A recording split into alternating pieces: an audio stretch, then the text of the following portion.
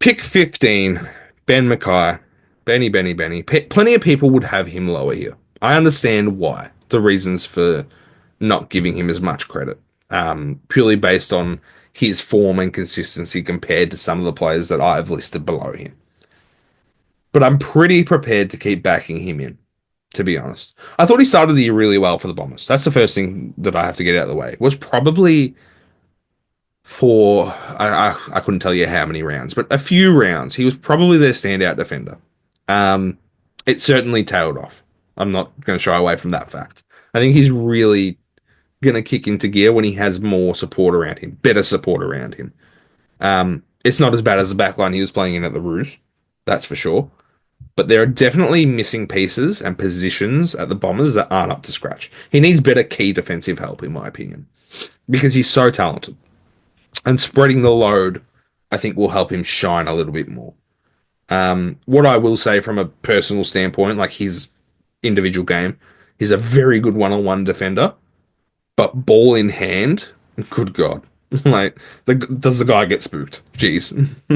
That's something only he can work on. But I think, yeah, as a pure one-on-one key defender, I think he's very good. And he will get better as other players stand up around him. Originally taken at pick 21 by North Melbourne, he rises 6 spots. He's taken by Richmond in the redraft. Look, with this rebuild they're going through, he'd certainly be just about their best key defender.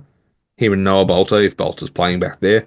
But he'd also probably struggle at times for the exact same reasons that I just spoke about. So, yeah, interesting one. But I think he'd be fine for the Tigers. Pick 4, Harry McKay. First Blues player to pop up in this redraft, and if you're paying attention, he won't be the last. Oh, Harry. Huge blip in the middle there. Let's get that out the way first. Massive blip to throw us into a spin. 2023 was not his year. But prior to that, he had a Coleman medal, an Australian Blazer in 2021. A very solid year supporting Charlie Curnow in 2022. And 2024 seen him get it all right back on track. Like, arguably a career best year, even with the Coleman having come before it. Just such a phenomenal player. Structurally.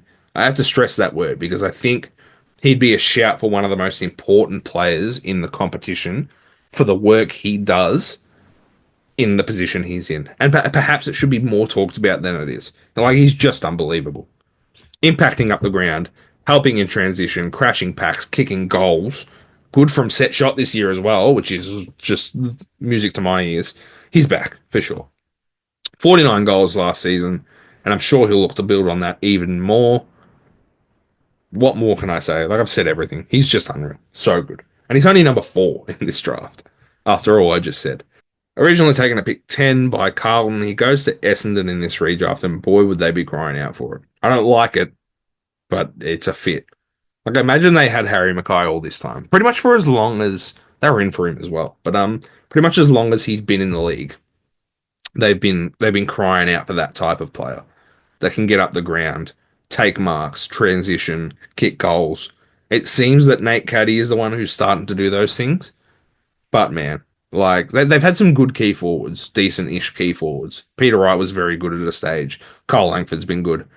But Harry's just so much better than anything they've had in the last 10 years. So he didn't go that much later either. So it's definitely a choice that they had to make at that point in the draft. They had pick 5 and 6 when it was all said and done. So he wasn't that far off. But yeah, look, is what it is. Very good player. And I think he's the 4th best in this draft. Pick 3.